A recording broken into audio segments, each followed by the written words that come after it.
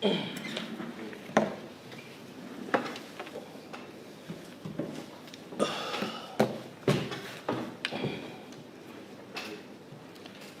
bismillahirrahmanirrahim. Assalamualaikum warahmatullahi wabarakatuh. Dan selamat malam. Alhamdulillah, hari ini kita bersiaran secara langsung lagi di Penang Online.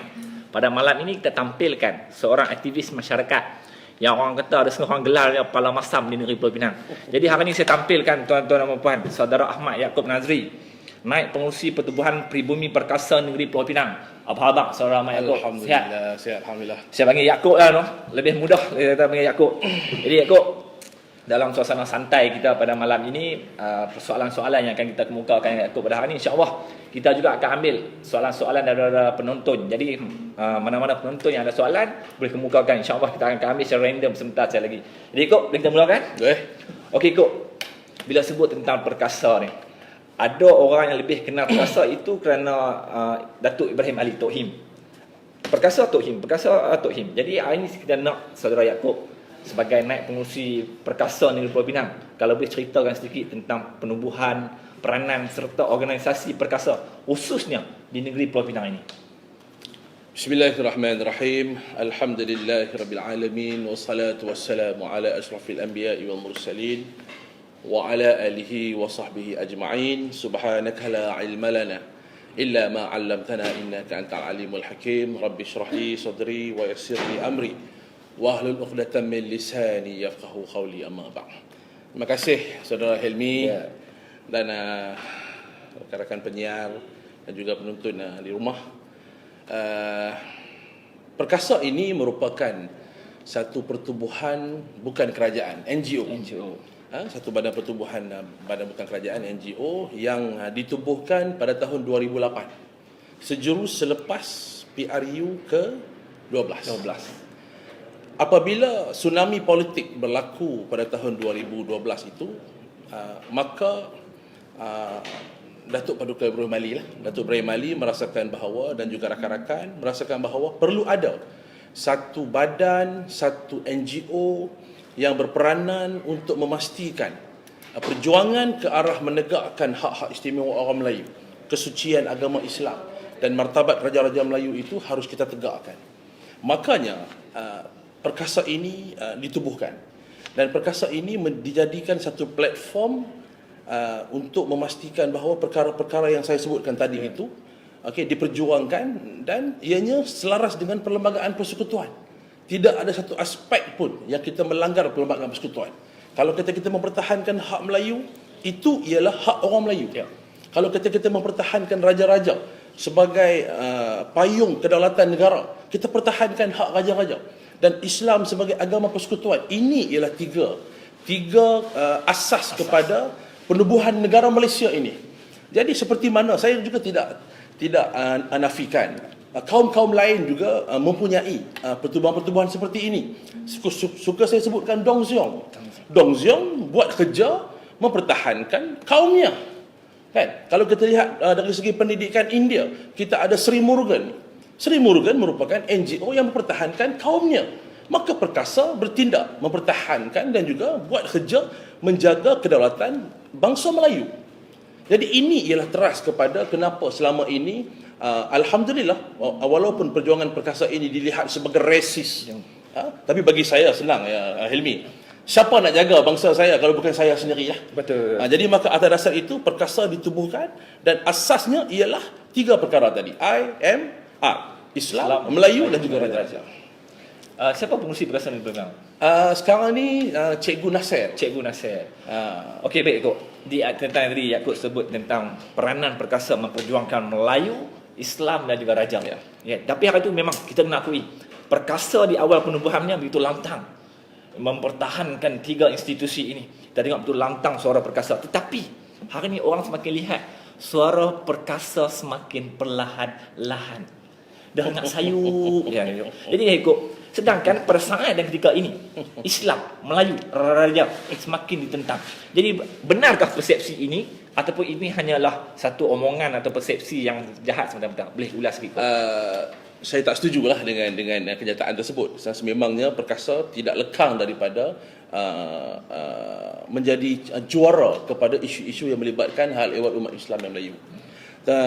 Apabila berlakunya tsunami politik ataupun lebih hebat daripadanya tumbangnya kerajaan Barisan Nasional. Jadi perkara-perkara seperti yang kita buat di zaman kerajaan Barisan Nasional, wa ianya ditunjangi oleh parti UMNO, yang kita katakan UMNO ini merupakan parti keramat orang Melayu. Perkasa tetap mempertahankan hal-hal ehwal orang Melayu, wa perkara-perkara itu kita melihat ada juga bercanggah dengan perlembagaan. Tetap kita katakan tidak.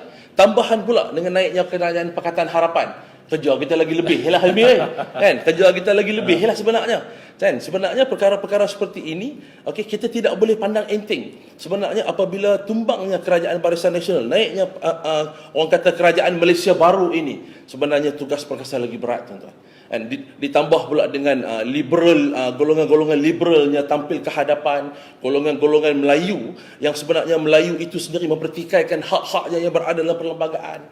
Jadi seperti mana yang kita lihat apa yang berlaku kepada perkasa sendiri, yang selama ini perkasa pernah memperjuangkan Dr. Zakir Naik kan, atas isu-isu yang naik ke mahkamah. Perkasa guna duit perkasa sendiri mempertahankan Dr. Zakir Naik sehingga ke hari ini alhamdulillah beliau selamat berada di Malaysia.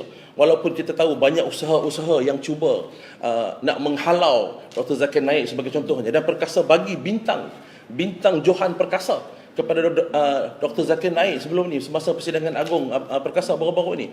Dan juga isu-isu yang melibatkan kesucian agama Islam, penghinaan Nabi Muhammad, penghinaan ke atas raja-raja Melayu, ini semakin hari semakin menjadi-jadi. Dan saya rasa kerja-kerja perkasa tidak akan berhenti daripada melakukan kerja-kerja kami lah. Jadi saya rasa zaman ini sebenarnya umat Melayu harus menjadikan perkasa sebagai tunjang kepada perjuangan ini. Kita ada parti politik. Kalau kita UMNO itu kita katakan parti politik memperjuangkan Melayu, maka badan NGO-nya ialah perkasa. Jadi Helmi, peranan kepada anak-anak muda untuk mendekati perkasa itu sebenarnya harus lebih dekat. Dan ini sebenarnya generasi yang kita cuba buat sekarang ni, bagaimana perkasa nak mendekati generasi muda. Yang pertama, fahamkan hak mereka sebagai orang Melayu dan Islam. Kalau kita lihat balik Helmi, dalam perlembagaan, saya suka menyatakan dalam perlembagaan, artikel berapa saya tak ingat agak ke belakang, orang Melayu ataupun perkataan Melayu hendak menjadi orang Melayu, yang pertama mesti Islam, yang kedua mesti bercakap bahasa Melayu, yang ketiga mesti mengamalkan adat istiadat orang Melayu. Helmi semayang, lepas tu Helmi kahwin macam orang Melayu, dan Helmi bercakap bahasa Melayu, maka Helmi layak digelar Melayu. Tetapi tiba-tiba Helmi makan dengan tangan, ada istiadat orang Melayu. Di rumah Helmi bercakap bahasa Melayu, tetapi Helmi bukan beragama Islam. Apakah Helmi bukan Melayu? Helmi bukan Melayu. Helmi ialah Bumi Putera. Makanya istilah Melayu dan Bumi Putera itu kita gabungkan selama ini. Tapi dalam perlembagaan, Melayu itu ialah orang yang beragama Islam, bercakap bahasa Melayu dan mengamalkan adat istiadat orang Melayu. Malah digunakan istilah Bumi Putera itu kepada rakan-rakan kita yang berada di Sabah dan Sarawak. Makanya apply istilah Bumi Putera Sabah dan Bumi Putera Sabah. Kebetulan hak-hak ketiga-tiga golongan ini disatukan di dalam perlembagaan. Makanya hak 152, hak 153, okey, peranan yang di-Pertuan Agong untuk memelihara hak-hak istimewa orang Melayu dan juga Bumi Putera ini, makanya Bumi Putera digabung jalin kan, dijadikan, kita panggil kita pun Bumi Putera, jelas senang. Sebenarnya kita ini ialah Melayu, satu bangsa, iaitu satu tuan di negara ini. Sebab apa? Saya cukup jelek apabila orang takut nak sebut istilah ketuanan Melayu ni. Saya cukup jelek. Okey. Surah Kok, tadi Kok sedang sebut tentang hak istimewa orang Melayu. Tapi kita boleh tengok ni Kok, selepas PRU 14, lepas berlakunya PRU 14, hak istimewa orang Melayu, hal ehwal Islam cuba diusik oleh segelintir golongan. Malah lebih pelik saya Kok. Hari ni golongan yang turut sama mempertikaikan ini ialah golongan orang Melayu dan orang Islam itu sendiri. Jadi sebagai pandangan Yaakob lah, kenapa perkara ini berlaku dan apa faktor pendorongannya? Saya berbalik kepada perkara yang asas, iaitu perlembagaan persekutuan. Kita bila bercakap, pastikan kita ada fakta. Kenapa yang marah sangat bila kita bercakap pasal hak Melayu ni? Kenapa yang marah sangat? Kalau kita balik kepada sejarah, bagaimana bumi ini berasal daripada Allah Ta'ala ciptakan Malay Archipelago ataupun Kepulauan Melayu ini untuk orang yang berbangsa Melayu. Apa dia? Tanah Melayu, Singapura, Indonesia, Brunei, Filipina, Selatan Thailand. Ini ialah Kepulauan Melayu yang Allah Ta'ala ciptakan untuk Melayu. China, Allah Ta'ala ciptakan benua China yang besar itu untuk kaum Cina. Allah Ta'ala ciptakan bumi India itu untuk kaum India. Allah Ta'ala ciptakan Afrika untuk black people. Allah Ta'ala ciptakan western benua yang berada di barat itu, untuk orang putih. Dan ada pula tanah Arab untuk kaum Arab. Jadi Allah Ta'ala ciptakan tempat-tempat masing-masing ini dah cantik dah. Cuma kebetulan apabila berlaku penjajahan British, penjajahan Portugis, penjajahan Belanda, maka datangnya pendatang-pendatang daripada China dan juga India. Maka mereka ini duduk di tanah Melayu, bekerja untuk British. Apa yang mereka buat? Sebenarnya British mencuri. British selama penjajah selama 446 tahun. Mereka menjajah tanah Melayu. Apa dia buat? Apa benefitnya untuk rakyat Malaysia? Tanah Melayu. Apa benefitnya? Tak ada benefit. Mereka ambil biji timah, mereka ambil getah, mereka ambil lada hitam, mereka ambil perdagangan rempah dan sebagainya, bawa balik ke negara mereka. Siapa yang mengusahakan ni? Pendatang-pendatang daripada China dan juga India. Apabila tiba kemerdekaan, Tunku Abdul Rahman dan juga rakan-rakan pergi berbincang dengan British untuk mendapatkan kemerdekaan. Jadi syarat Tunku Abdul Rahman kata pendatang China dan pendatang India harus dibawa pulang ke negara China dan juga India. Tetapi British tak mau. Sebab apa? Sebab mereka harus menanggung kos yang begitu tinggi nak bawa balik China dan juga India ni. Maka last kali British kata, if you want independent, you have to accept Chinese and Indian. So makanya Tunku Abdul Rahman, nasib baiklah dia cerdik. Kan? Nasib baiklah kita ada pemimpin yang cerdik. Jadi apa Tunku buat? Tunku kata, baik, sekarang ini Tengku kata pun, discussion yang Tengku dengan Tan Cheng Lock, Chesley dengan Tuan Sambatan semua ni, kita hanya bermula discussion kita ini ataupun perbincangan kita ini, tuan-tuan semua kena bersetuju bahawa ini ialah sebuah negara Melayu. Agree. Kalau anda bersetuju, baru kita mulakan perbincangan kita. They agree. Ini negara Melayu. Makanya berlakulah proses Jusoli. Apa itu Jusoli? Jusoli iaitu rakyat tanah Melayu, kaum Melayu, bangsa Melayu di tanah Melayu ini menerima kerakyatan kaum Cina dan juga kaum India menjadi warga negara tanah Melayu, persekutuan tanah Melayu di ketika itu. Tapi dengan syarat, bila hampa dah jadi warga negara, kamu kena terima di sini ada Islam sebagai agama rasminya. Di sini ada raja-raja yang sebagai pemerintahnya. Di sini ada hak-hak kaum pribuminya. Inilah yang dinamakan Tuhan. Dan saya langsung Hilmi, saya cukup tak suka apabila ada Melayu yang bercakap tentang we should compete each other. Dia bukan soal compete tau. Sebab tanah Melayu ini merupakan tanah tumpah asal kita. Orang Melayu ni Hilmi, siapa kata orang Melayu ni sakai duduk atas pokok? Itu persepsi yang dimainkan. Itu persepsi yang sebenarnya cuba dimainkan kepada generasi muda. Hilmi tahu tak Hilmi? Kerajaan yang wujud di tanah Melayu di ketika itu di negeri Kedah, wujudnya sebuah kerajaan Kedah Tua. Sebuah kerajaan Kedah Tua yang terbina pada tahun 200 Matihi, iaitu 200 tahun selepas kelahiran Nabi Isa. Nabi Muhammad pun tak beranak lagi masa tu. Kerajaan di tanah Melayu ini sudah ada kerajaan, sudah ada perdagangan.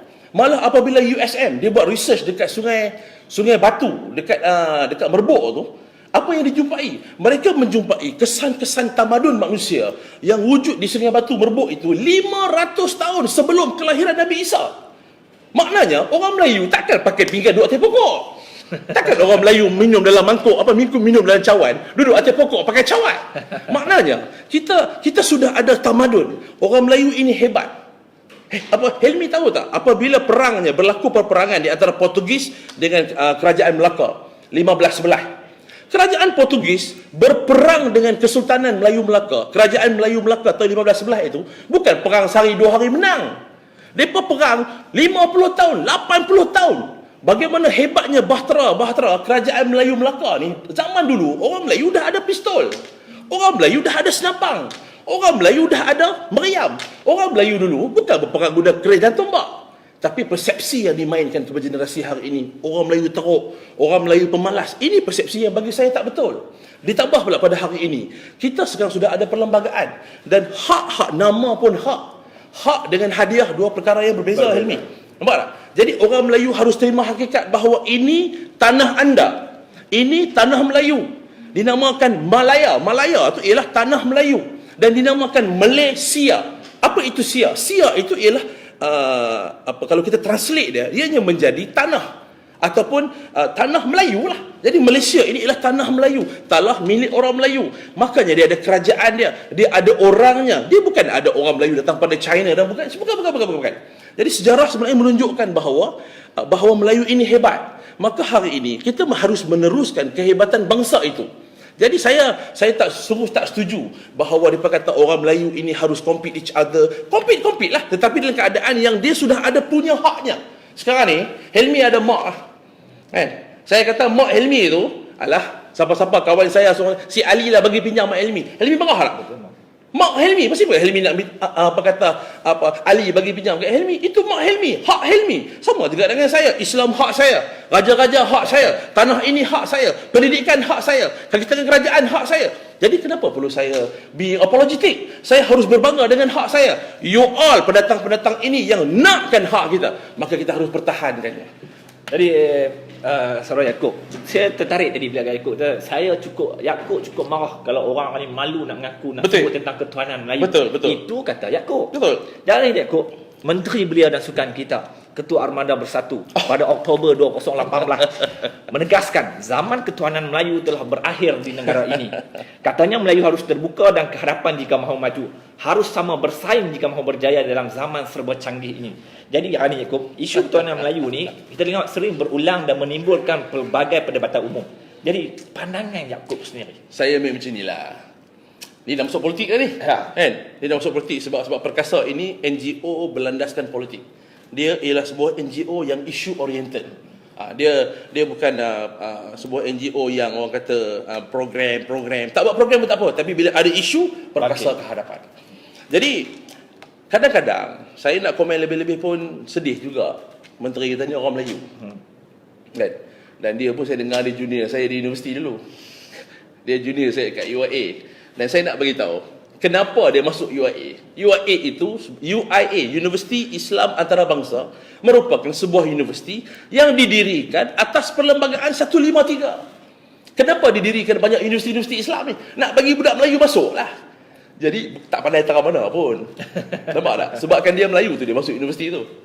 Jadi apabila dia dah menang jadi menteri, dan mereka, saya nampak Pakatan Harapan ini, terdirinya sebuah kerajaan Pakatan Harapan ini bukan atas kuasa Melayu. Pakatan Harapan ini terdirinya sebuah kerajaan Pakatan Harapan ini atas dasar belas kasihan kaum lain. Makanya mereka tidak boleh dilihat sebagai ultra Melayu. Mereka tidak boleh dilihat sebagai champion kepada Melayu sangat. Mereka kena mengambil hati, mereka kena berikan perkara-perkara yang kaum lain, yang saya katakan tadi, kaum Cina dan juga kaum India, yang sebenarnya memberikan sokongan padu kepada mereka. Mereka tidak mendapat sokongan Melayu yang begitu banyak. Saya rasa semasa berlakunya pilihan raya umum baru-baru ni, hanya lebih kurang 20% sahaja Melayu yang mengundi Pakatan Harapan. Selebihnya mereka dapat undi yang solid daripada kaum Cina dan juga kaum India. Bangsa Melayu kurang bagi undi. Jadi atas dasar itu, kalau kita nak kekal kerajaan ini, dia kena tunjuk kata dia ni liberal, dia tak berapa sangat nak mempertahankan hak Melayu. Tapi saya tahu jauh di sudut hatinya beliau merupakan seorang pejuang Melayu yang kuat. Tapi dia nak tunjuk tak boleh. Melainkan UMNO dulu. UMNO itu kita tahu solid, Melayu memberi sokongan kepadanya. UMNO ini merupakan pejuang kepada orang Melayu, kemerdekaan, capainya kemerdekaan itu UMNO berjuang. Jadi maka datang itu UMNO boleh cakap terus terang, ini hak kami, jangan kacau. Tambah Perkasa lagi lah, memang kerja kami itu dulu ada. Jadi sekarang ni, itu sekarang ni yang saya nampak apa yang berlaku kepada menteri-menteri ataupun pimpinan-pimpinan kanan dalam orang Melayu.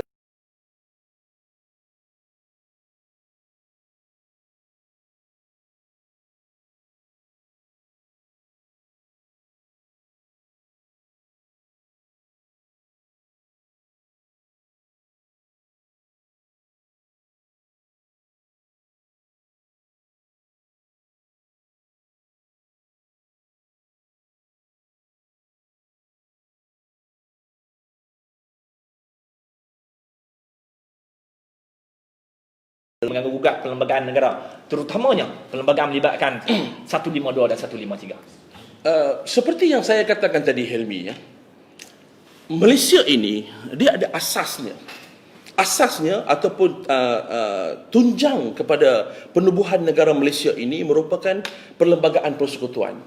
Perlembagaan persekutuan ini merupakan satu dokumen yang cukup kompleks, Helmi. You won't find this document in other world. You takkan jumpa dokumen ni kat tempat lain dalam dunia. Sebab apa? Ianya digubal, dipinda, dibincang untuk membolehkan sebuah negara bangsa wujudnya sebuah negara yang dinamakan Persekutuan Tanah Melayu dan juga Malaysia di ketika itu. Sebab apa? Dia nak uruskan 2-3 kaum untuk duduk bersama dalam satu negara. Tak banyak, Helmi, tak banyak negara di dunia ini yang hidup aman damai. Apabila bercampur aduk banyak kaum-kaum ini, okey, banyak berlaku rusuhan kaum. Tetapi jauhlah kita pergi dekat Afrika Selatan pun sudah berlaku apartheid dan sebagainya. Bagaimana the power of white, kan? Okey, macam mana orang putih nak menindas kaum yang kulit hitam. Jadi di Malaysia ini, alhamdulillah, berlaku rusuhan kaum tahun 69. Itu pun kerja DAP dulu. Nampak tak? Jadi kalau tak ada parti itu tak jadi. Tetapi sekarang ini apabila kita sudah sampai ke zaman yang moden, okay, zaman yang orang kata zaman cerdik pandai itu dah ramai. Jadi sepatutnya perkara ini tidak timbul hal ehwal kesamarataan kerana asasnya sudah ada. Perlembagaan yang saya ceritakan tadi, bagaimana pembentukan sebuah negara bangsa itu terwujud daripada sistem jusoli itu. Makanya pada hari ini rakyat Malaysia hidup aman damai. Rakyat Malaysia ada peraturan, rakyat Malaysia ada panduannya. Yang Melayu ada haknya, yang Melayu ada kelebihannya. Yang Cina dan India tidak diganggu gugat proses segala benda yang diorang nak buat. Agamanya mereka bebas, berniaganya mereka bebas, persekolahannya mereka bebas. Kita tak pernah halang pun macam mana diskriminasi di tempat-tempat lain. Bila kita cakap tentang hak kesamarataan, what happened to Singapore? Singapura asalnya sebuah negara Melayu, tetapi apabila tunjang itu diganggu, apabila Singapura keluar daripada tanah Melayu, keluar daripada Malaysia 1965, okey, keluar daripada Malaysia di ketika itu, maka wujudnya sebuah negara Singapura yang tunjangnya tiada. Dia tidak ada asas. Jadi apabila satu-satu kaum mendominasi yang kaum asalnya itu, maka sekarang lihat apa jadi. Ada Jeneral Melayu? Tak ada. Ada KSU, menteri-menteri besar-besar yang hebat-hebat Melayu? Tak ada. Perdana Menteri Melayu yang mula-mula aja, Yusof Ishak yang ada kata duit tu. Tapi sekarang tak ada. Sebab apa? Ini apabila mereka bercakap soal hak kesamarataan apa? Tunjangnya, dia ada asas kepada penubuhan sebuah negara bangsa itu. Makanya saya merasakan bahawa di Malaysia ini, apabila pejuang-pejuang hak sama rata ini cuba nak menjadikan Malaysia hak sama rata, okey, pejuang-pejuang liberal, tambahannya pula Helmi, ada pula di kalangan orang Melayu kita sendiri. Orang Melayu sendiri yang menjadi liberal. Saya sedih apabila melihat golongan G25. Pernah dengar G25? Ya. G25 ni di kalangan G25 ni pula di kalangan yang saya sedih, mereka ini pernah menikmati hak-hak orang Melayu yang sampaikan mereka berada di atas. Yang pertama, apa dia? Dia ni mereka ini dapat menjadi pegawai kerajaan. Pegawai kerajaan itu perlembagaan persekutuan hak 153. Dan yang sudah pasti, bila mana mereka pergi ke universiti, mereka mendapat hak istimewa orang Melayu, pergi ke universiti, beasiswa dan sebagainya. Ada pula yang flyover pula. Ada pula yang fly ke overseas dan sebagainya. Okey, pergi belajar ke universiti luar negara dan sebagainya, mendapat beasiswa kerajaan. Itu hak istimewa orang Melayu. Apabila mereka sudah mengecapi segalanya nikmat hak istimewa orang Melayu 153, apabila mereka berada di atas, jadi KSU, ketua pengarah, pencen-pencennya suara tu. Nampak tak? Oh, tak patut macam ni, tak patut macam ni, tak patut macam ni. Tapi kenapa dulu dia tak nak suara? Wujud pula sisters Islam. Lagi golongan Melayu liberal. Allahu Akbar. Tapi pakai nama Islam. Tapi pakai nama Islam. Saya suka contoh macam Siti Kasim tu. Saya pun nak tahu dia tu Islam ke tak Islam gitu. Nama saya kena ada seorang siapa-siapa yang jumpa dia kena pergi tanya dia, anda masih Islam ataupun tidak? Sebab saya merasakan bahawa macam lain macam ni sebab gerakan ni macam tak berapa suka hal-hal ehwal Islam, bagaimana Islam mendominasi Malaysia ni. Jadi Itu kita tengok itu semangat Yaakob. Bila sebut tentang Islam ni marah dia Yaakob. Marah. Okey Yaakob, kita teruskan. Sebab tadi Yaakob sering mention kerajaan PH. Maksudnya ni, tapi dengan masalah sama juga ni Yaakob. Kerajaan PH sering membuat perkara-perkara yang mengusahkan rakyat. Jadi kita boleh tengoklah kecaman di Facebook, di blog, macam-macam. Hebatlah kecaman yang mereka alami. Tetapi je dalam masa yang sama juga mereka mengatakan segalanya berpunca kerana kesalahan kepimpinan lama zaman Barisan Nasional. Logikkah bagi pandangan Yaakob apabila hari ini kerajaan PH sering memomokkan bahawa kesemuanya adalah kesalahan kerajaan Barisan Nasional dan dah hampir 1 tahun kot mereka memerintah, dan adakah benar mereka sedang melakukan transformasi positif ke arah pemerintahan negara kita pada masa dan saat ini? Saya macam ni lah Helmi.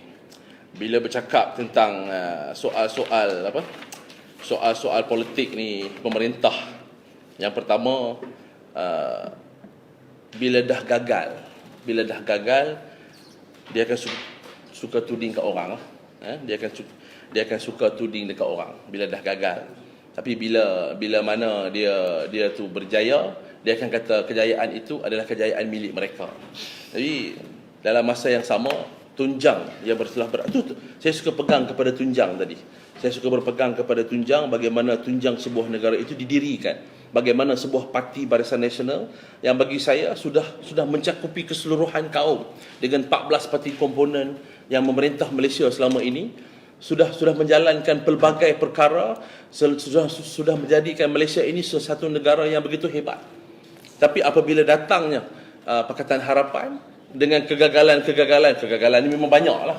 Kita bercakap tentang ekonomi, bagaimana hari ini bursa saham jatuh 200 mata daripada 1,800 mata ke 1,600 mata. Jadi itu saya rasa berbilion-bilion ringgit, saya dengar kata ratusan bilion kerugian apabila bursa saham itu duduk jalan. Ruginya ekonomi negara ni, bagaimana banyak-banyak syarikat, dan saya dengar kata tabung haji pun merupakan salah satu daripada syarikat yang terkesan daripada kejatuhan ekonomi dan juga nilai ringgit. Nilai ringgit tu saya cakap lah, jatuh juga.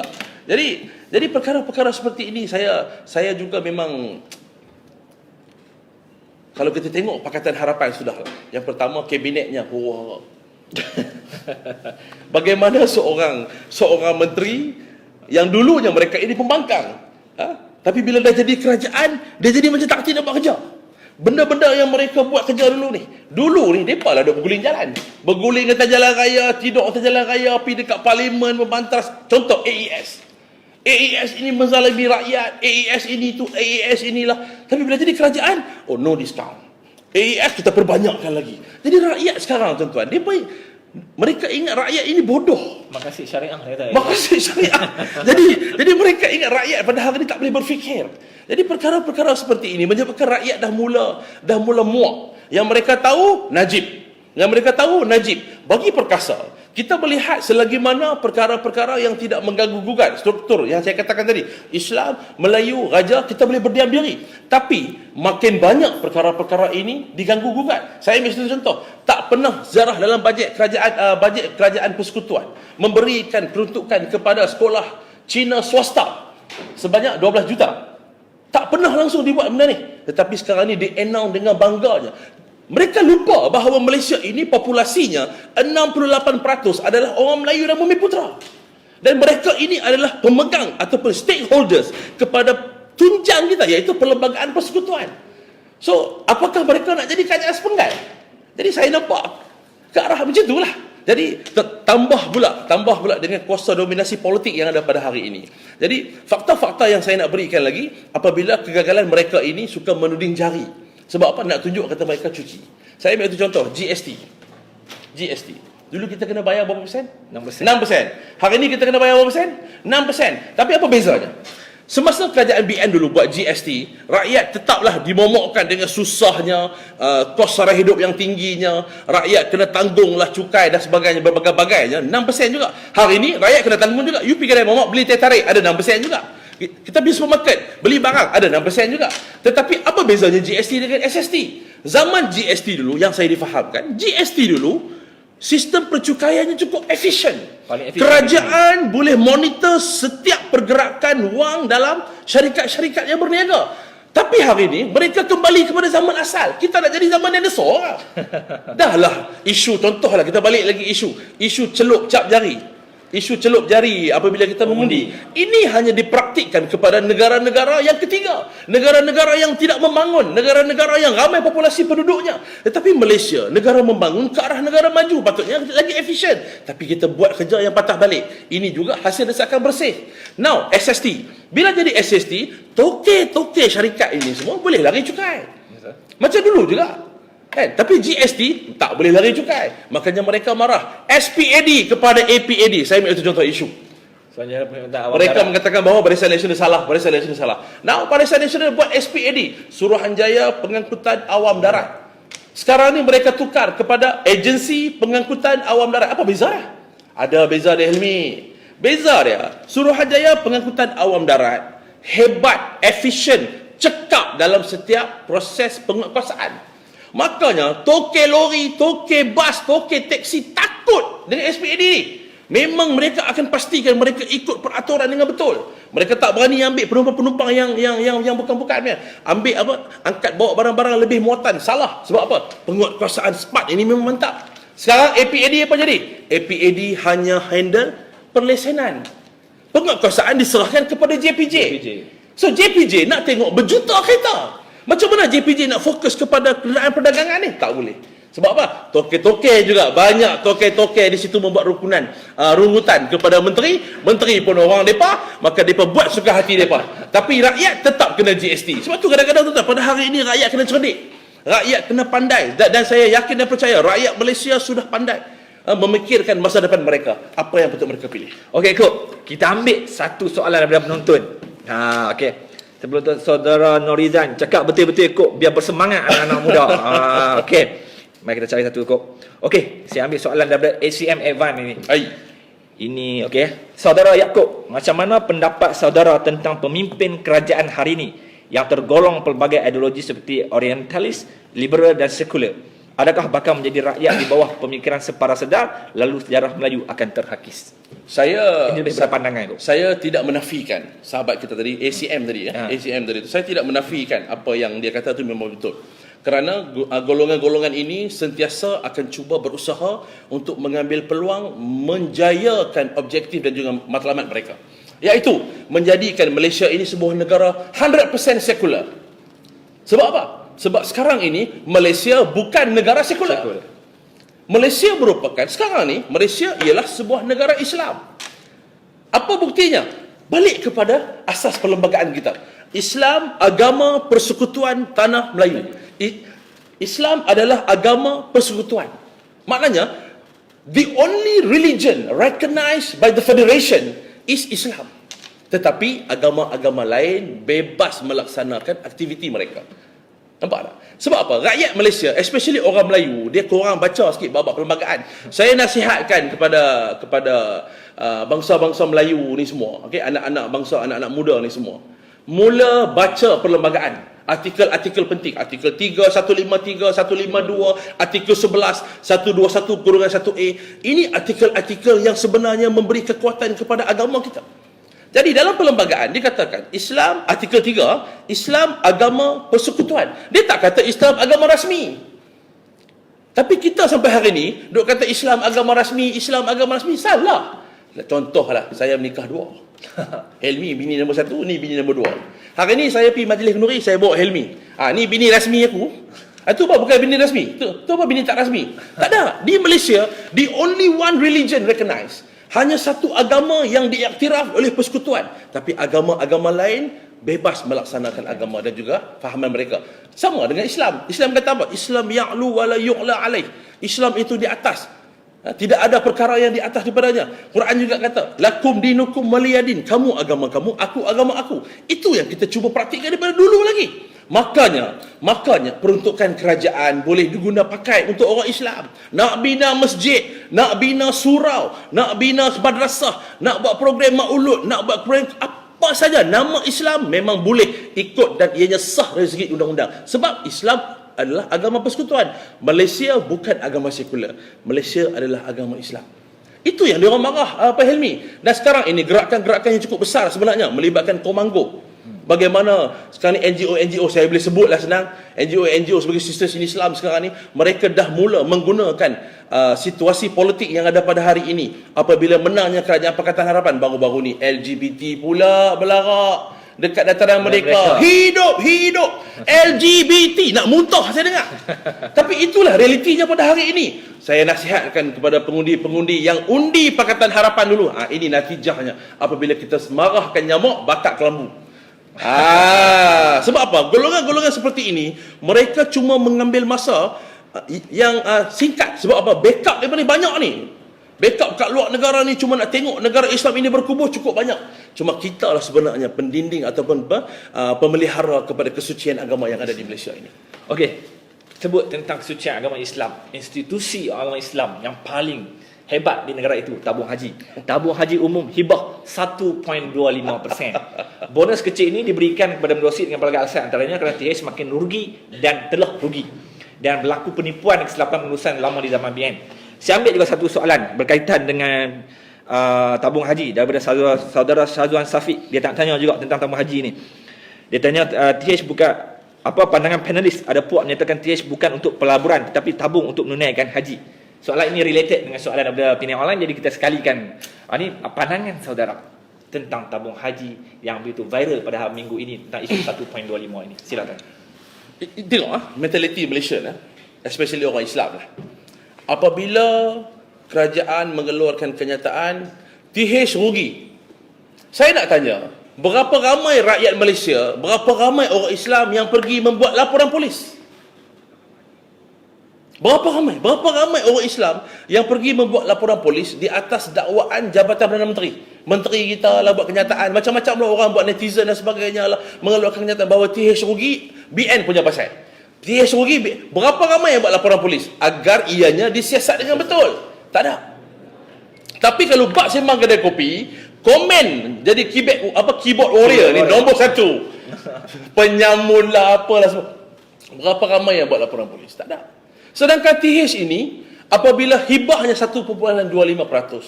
Okey, simple saja. Alasan mereka kerajaan BN yang saya dengar. Tapi bagi saya pun marah tuan-tuan. Saya pun merupakan salah seorang pendeposit dalam tabung haji. Saya pun marah. Siapa tak marah? Ini merupakan instrumen pelaburan umat Islam. Duit yang kita simpan di situ, yang pertamanya untuk pergi haji. Tapi bukan semua rakyat Malaysia simpan dekat tabung haji 10,000. Sebab syarat nak pergi haji 10,000. Jadi berapa ramai yang simpan duit lebih pada 10,000? Berlambak, berjuta orang. Okey, jutaan ringgit pun ada simpan duit dalam tu. Kerana apa? Kerana ini juga merupakan satu sistem pelaburan untuk orang Islam. Sebab tu saya kata, tunjang dulu ni, yang kerajaan dulu buat dah cantik dah. Tapi bila mai hari ni, mereka cuba nak menunjukkan keburukan hari tu.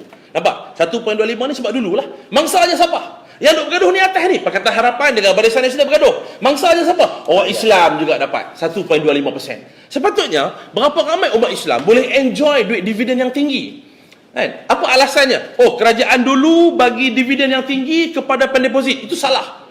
Apa masalahnya? Yang duk ada pendeposit pun orang Islam. Kerajaan yang memerintah, kerajaan Islam. Apa salahkah kerajaan nak share profit kepada pendeposit yang orang Islam juga agar menikmati hibah yang tinggi? Dulu Datuk Haji bagi apa? 6%, 8%, 8%, 8%. Okey je. Contoh. Tapi apabila jadinya 1.25%, ini memang menunjukkan mereka cuba nak bagi tahu kata sana jahat. Tapi dalam masa yang sama mereka pun tak buat kerja. Nampak tak? Lepas tu pula tabung haji ini merupakan satu badan pelaburan umat Islam yang duit-duit tabung haji ini dilaburkan di Bursa Saham Kuala Lumpur. Banyak syarikat-syarikat yang tabung haji beli share. Okey, sekarang ni Helmi labur dalam syarikat saya. Syarikat saya jatuh merudum. Helmi untung ke rugi? Helmi rugi lah.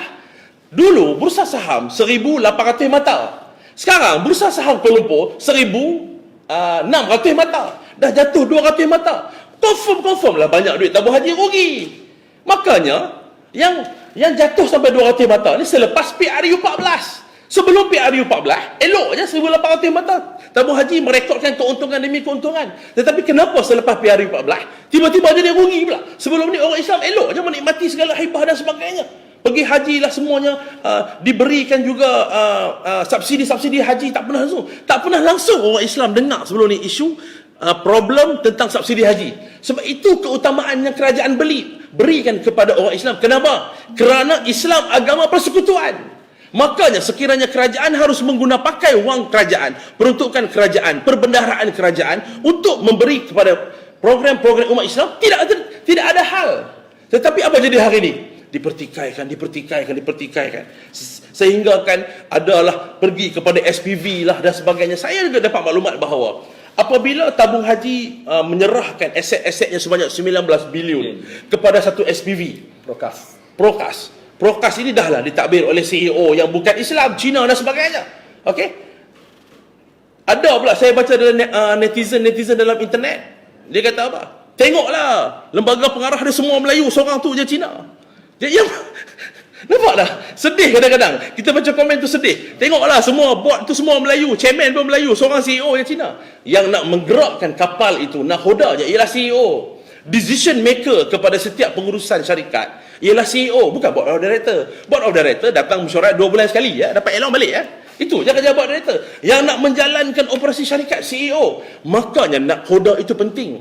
Dan saya yakin ini semua ada kena-mengena dengan hasutan dan juga dakwah yang jahat lah kat belakang yang cuba. Kita pun tahu benda ni. Tetapi tengok, cuba Helmi tengok, bila mana perkara ini berlaku, siapa lagi rugi? Orang Islam juga rugi.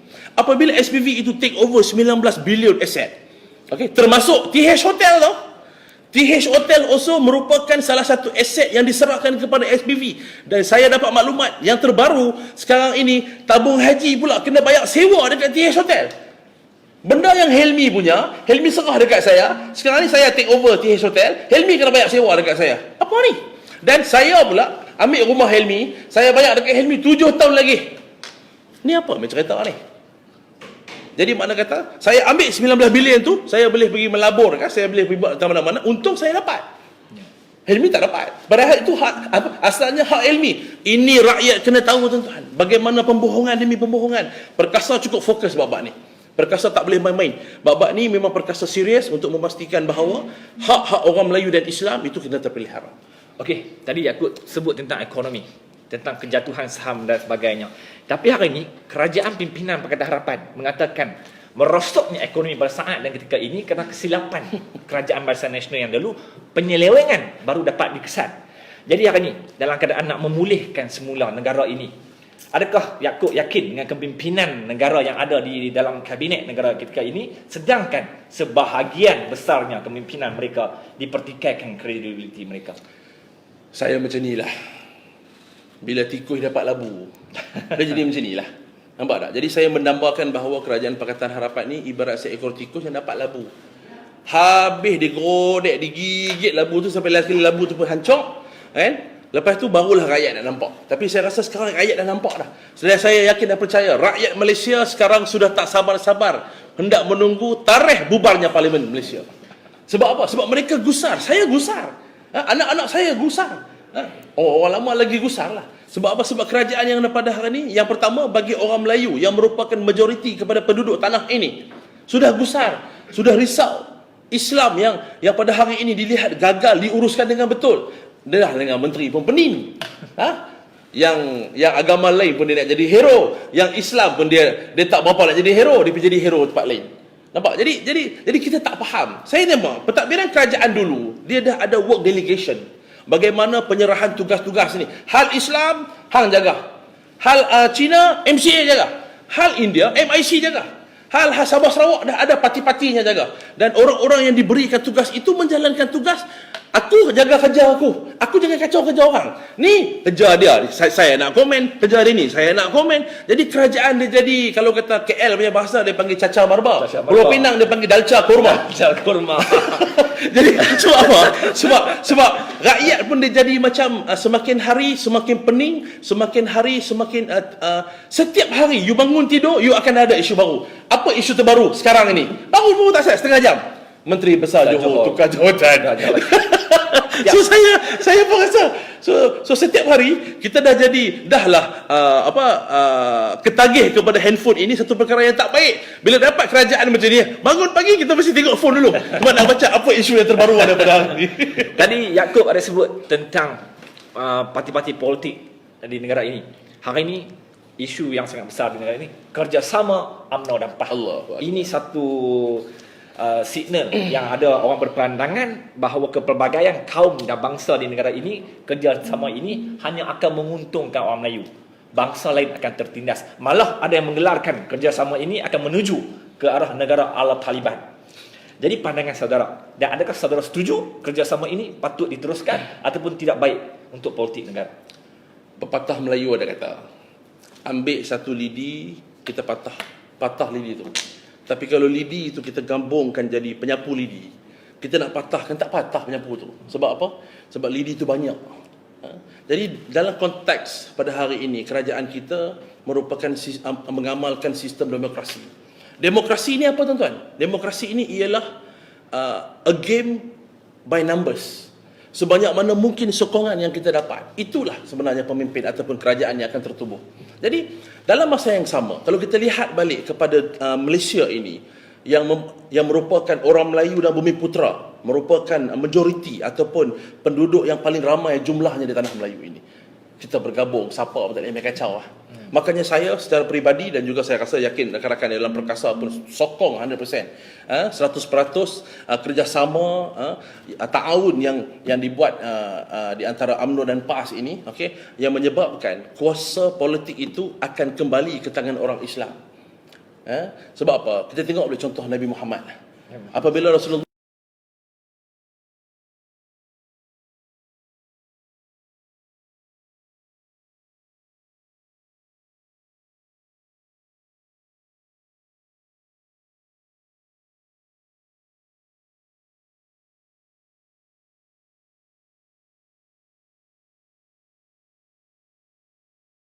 negara yang walaupun orang bukan Islam tinggal di negara Madinah, ikut undang-undang yang Rasulullah buat. Sebab apa? Sebab Islam itu kuat. Rasulullah berjaya menyatu padukan umatnya. Cuba Helmi tengoklah sekarang, kita tak dengar dah. Hang orang PAS, aku tak boleh pergi kenduri hang. Aku orang UMNO. Ada? Lah tak ada dah. Seronok kita pergi kenduri. Pakcik PAS pun main, pakcik UMNO pun main, mami PAS pun main, mami UMNO pun main.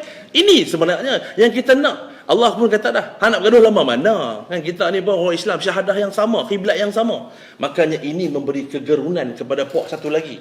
Mereka mula lah wujud Taliban lah. Hari ni kata dah, UMNO dengan PAS, Khalid Samad kata pula Israel pula. Israel, Yahudi. Bagaimana Yahudi Israel pula. Saudara Azdi Masyad ada komen. Ternyata UMNO dan PAS kata ikut Yahudi. Mohon komen saudara Yaakob. Itulah yang saya katakan tadi tu. Kan bagaimana mereka berada dalam keadaan yang cukup takut sebab pilihan raya PRU 14 dulu mereka gagal ataupun menarik sokongan kaum Melayu dan juga Bumiputera ni. Tetapi sekarang ini apabila dua parti besar dah tambah pula itu pecah dua pula, pecah tiga. Orang Melayu pecah tiga, UMNO, PAS, PH. Orang Melayu dia ada tiga. Sekarang ini Melayu tinggal dua je, UMNO dengan PAS, Pakatan Harapan. So saya yakin dan percaya pilihan raya umum yang ke-15 ini merupakan masa yang begitu penting bagi seluruh umat Melayu. Pergi daftar undi. Cukup 21 tahun, bagi tahu kat kawan-kawan semua dah. Hari ni bila mana orang Melayu pergi minum kopi, minum teh, dah sampai masa kita sembang politik dah. Pasal apa? Saya yakin orang yang kawan-kawan saya ni yang langsung tak ambil tahu pasal politik ni, sekarang ni sibuk baca Malaysia Kini, baca lebih daripada ahli politik. Baca utusan Malaysia, baca Harakah. Saya kata, bukan main apa ni. Sebab apa? Kesedaran. Sebab tu orang kata kadang-kadang tu ada hikmahnya apabila berlaku kekalahan baru-baru ni. Sebab apa? Orang Melayu bila terantuk barulah dia tengah kan. Dan sekarang ni saya yakin dan percaya kerjasama yang erat di antara UMNO dan PAS ini merupakan satu perkara yang baik dan mudah-mudahan akan memberi hikmah kepada penyatuan Islam di Malaysia ini. Kok PRU 15 dikatakan bahawa bukan pilihan raya melibatkan demokrasi antara parti-parti politik, tetapi lebih menjurus ke arah pertembungan di antara kaum mana yang akan berkuasa untuk PRU 15 ini. Apakah ini realitinya sekarang dan adakah bagus untuk demografi politik di negara ini? Kenapa perlu kita jumukkan pemikiran kita kepada kaum? Kenapa tidak kita lihat apabila perpecahan Barisan Nasional, apabila DAP berjaya mengaut 100% ataupun 5% undi kaum Cina, itu tidak kita katakan resis. Kenapa apabila undi kaum Cina lari daripada MCA sampai tinggal satu kerusi lah, gerakan habis kerusi tu tak ada terus kerusi. Kalau lah kata gerakan tinggal 10, MCA 5, mungkin kita boleh mengatakan bahawa ini sistem ataupun satu demokrasi yang sihat. Sekarang DAP menang semua kerusi Cina, hanya tinggal satu je di air hitam ya. Presiden MCA kita, okey, itu je yang tinggal pun. Itu pun saya rasa banyak majoriti pengundi Melayu tu di Batu Pahat dan juga yang di air hitam tu. Jadi apakah tindakan DAP itu yang sebelum ini memainkan sentimen perkauman sehingga mereka berjaya mengaut keseluruhan undi kaum Cina sampaikan dua parti besar Cina, MCA dan juga rakan tewas. Jadi bagi saya itu merupakan satu lagi gerakan yang sudah awal-awal lagi terjadi, kan? Jadi coalition yang tinggal kepada Barisan Nasional sekarang ini MCA, MIC, UMNO dan PAS. Jadi ini merupakan, saya rasa sama aja. Sini Pakatan Harapan, ada DAP, ada Bersatu, ada Amanah, ada PKR. Di sini ada juga MCA, MIC, UMNO dan PAS. Jadi apa sebenarnya masalah? Sebab dalam pertembungan dua parti besar UMNO dan PAS ini, ada rakan mereka MIC dan juga MCA. Jadi MCA akan membuat kerja jaga orang Cina, MIC akan buat kerja jaga orang India. Of course, UMNO dan juga PAS akan jaga orang Melayu dan Islam. Dan sudah pasti apabila Islam itu terpelihara, insya-Allah kaum-kaum lain juga akan terpelihara. Hashtag PH Kerajaan Sepenggal. Ini hashtag yang ini dimomokkan sekarang di kalangan netizen. Malah Datin Sri Wan Azizah, TPM kita, merayu kepada rakyat bahawa mereka masih baru dan harus terus disokong dan diberi peluang. Adakah saudara setuju? Andai PH sekali lagi kita adakan pilihan raya pada masa bila-bila masa, patut diberi peluang semula sebagai kerajaan ataupun kita kembalikan semula tatah pembangkang. Sebab Mak Sabu pernah kata susah jadi kerajaan ini. Pandangan saudara Yaakob. Saya ambil ni lah. Saya ambil YB Kulasegaran, Menteri Sumber Manusia. Apabila dia jadi pembangkang dulu, dia kata apa? Ini apa? Gaji minimum. Gaji minimum sepatutnya 1,500 ataupun 2,000 ringgit dulu lah masa dia jadi pembangkang dulu. Jadi dia juga pernah mengeluarkan kenyataan semasa dalam satu wawancara dalam RTM, dia sendiri mohon maaf. Saya minta maaf kepada rakyat kerana saya tak tahu bila saya jadi kerajaan baru saya tahu bukan senang mau bagi 1,500. So sekarang ni dia jadi 1,050 ringgit. Betul tak? 1050. Jadi 50 ringgit merupakan gaji minimum kepada rakyat. Kesian lah. Jadi rakyat sudah tertipu dengan gerak kerja, wacana-wacana mereka, momokkan mereka, kempen manifestonya. Saya cakap lah, kalau cakap manifesto ramai orang kata saya orang politik pula. Tetapi sememangnya ini rakyat percaya. Kenapa rakyat mengundi Pakatan Harapan? Kerana rakyat percaya kononnya Pakatan Harapan boleh memberi kesenangan kepada mereka. Kos sara hidup tinggi kononnya zaman Datuk Najib, GST sebagainya yang menjadi isu utama kenapa tumbangnya kerajaan Barisan Nasional. Tapi apabila berlaku kerajaan Pakatan Harapan, dilihat semakin teruk, ekonomi merudum, GST digantikan dengan SST, 6% juga rakyat yang kena, toke-toke enjoy. Okey, lepas tu pula dengan universiti PTPTN, saya yakin dan percaya mahasiswa seluruh negara sekarang sudah bersedia untuk menunggu pilihan raya yang ke-15. Sebab saya pernah jadi mahasiswa, saya pernah jadi pemimpin pelajar di kampus dulu. Bagaimana gerak kerja pilihan raya kampus. Kita lihat pilihan raya kampus keputusan tahun ni. Apa akan jadi pilihan raya kampus 2019? Confirm akan berlaku satu perkara yang magic. Tambah pula UMNO dengan PAS dah combine belah sini. Jadi tidak ada contoh macam di kampus saya, kami pok-pok belah sini hanya bergabung lawan dengan pok-pok belah sini je. Lah ni pok-pok ni dah combine dah. Apa nak jadi? Jadi ini perkara yang cukup menarik kita melihat apabila satu bangsa, satu kaum itu bersatu, okey, makanya ianya akan menjadi kekuatan kepada agama, bangsa dan tanah air itu terbela. Sebab apa? Sudah pasti kerajaan ini, Pakatan Harapan ini, sebab saya melihat bahawa mereka ini tak boleh kekal lama. Jadi jangan beri peluang. Jangan beri peluang. Tak boleh. Bagi saya, dan saya sudah yakin, saya rasa Tok Him pun sebagai Presiden Perkasa Malaysia, so Datuk Ibrahim Ali pun saya rasa dia pun jauh di sudut hatinya. Kalau dia tak cakap pun time-time nak pilihan raya boleh cakap. Kan? Tok Him pun akan mengeluarkan kenyataan bahawa sudah pasti kita kena tumbangkan kerajaan Pakatan Harapan yang ada pada hari ini. Jadi terima kasih saudara Yaakob atas diam bersama kami pada malam ini. Jadi begitulah tuan-tuan dan puan-puan, selesai sudah bual bicara kita pada malam ini bersama Saudara Ahmad Yaakob Nazri, Naib Pengerusi Pertubuhan Pribumi Perkasa Negeri Pulau Pinang. InsyaAllah kita akan bertemu di lain waktu dan lain masa dengan panelis yang lain. Sekian, wabillahi taufiq wal hidayah. Wassalamualaikum warahmatullahi wabarakatuh. Adios. Apa lagi? Baik. Congratulations.